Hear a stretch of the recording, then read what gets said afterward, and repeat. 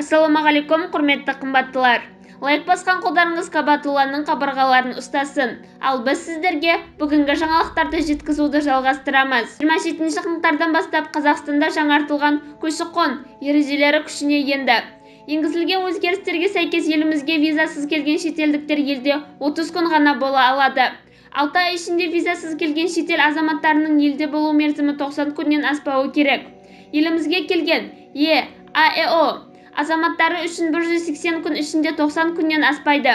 Бұрынғы талапта бұл мәселе реттелмеген. Яғни шетелдіктер Қазақстанға жүріп тұру мерзімі аяқталғаннан кейін елден кетіп, қайта келіп, мерзімді жаңарта алатын еді, деді Шұғыла Тұрлыбек ИИМАда өткен брифингте.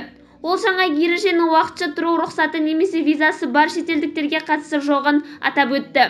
Ереже халықтың көші-қоны туралы заңның 6 бабына сәйкес келтірілген.